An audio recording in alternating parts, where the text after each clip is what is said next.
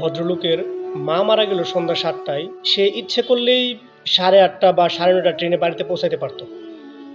যে ট্রেনগুলো হচ্ছে দ্রুতগতির ট্রেন। কিন্তু সে তা না করে রাত ১০:৩০টার ট্রেনে বাড়ি গেল সামান্য কিছু টাকা বাঁচানোর জন্য। এবার ভাবেন আসলে যে এই সামান্য কিছু টাকা তার কাছে বেশি, না তার মায়ের মৃত্যু তার কাছে গুরুত্বপূর্ণ? আসলে এমন সন্তানও আছে দুনিয়াতে এখনো, আর এমন মা বা মায়ের সাথে ছেলের সম্পর্ক এমন আছে এখনো, এটা আসলে ভাবতেই অবাক করা লাগে। আসসালামু আলাইকুম।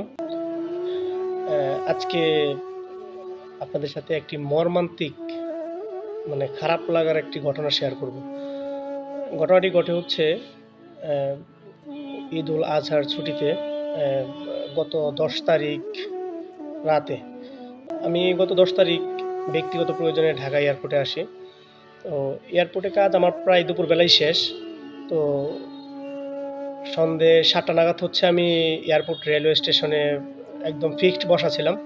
তো আমার কাজ ছিল রাত ১১টার পরে, এই কারণে এয়ারপোর্টেই বসা। তো ৭:৩০ নাগাদ আমার পাশে একজন ভদ্রলোক এসে বসলেন।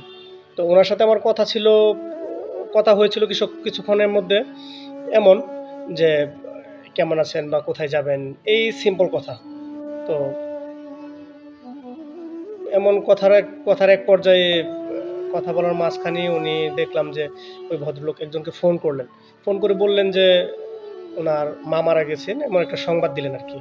তো আমি একটু অবাক হলাম তার কথাবার্তা শুনে, যে মা মারার সংবাদ যাওয়া, সংবাদটা এমনভাবে একজন মানুষের কাছে বলে, এটা আসলে কেউ না দেখলে হয়তো বুঝতে পারবেন না।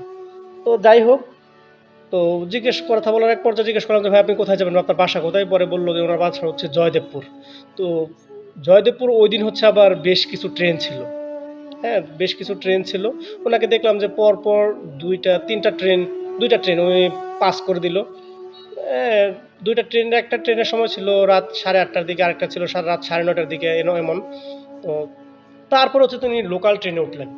লোকাল ট্রেনে উঠে উনি ওনার ঠিকানায় গেলেন। হ্যাঁ, তো কেন এমনটা আসলে কেন করলেন? হ্যাঁ, ওই ট্রেনগুলো ছিল দ্রুতগতির ট্রেন, যেমন দ্রুতযান এবং লালমনি এক্সপ্রেস, সম্ভবত ওই ট্রেন দুটো। তো ওই ট্রেনগুলোতে উনি গেলেই তো দ্রুত পৌঁছাতে পারতেন। কেন উনি গেলেন না? আসলে কিছু টাকা বাঁচানোর জন্যই কি আসলে এমন? আসলে আমার জানা নেই। হয়তো উনি ইচ্ছে করলেই ওনার মায়ের কবরের পাশে বা লাশের পাশে উনি খুব দ্রুত পৌঁছাইতে পারতেন, যদি এতটা ওনার মন থেকে উনি ওনার মাকে ভালোবাসতেন। আসলে এরকম বাস্তব নির্মমতা না দেখলে আসলে বোঝা যায় না যে আসলে দুনিয়াতে মা ছেলের সম্পর্ক বা আরও রিলেটিভদের সাথে মানুষের সম্পর্ক কেমন থাকে। ধন্যবাদ।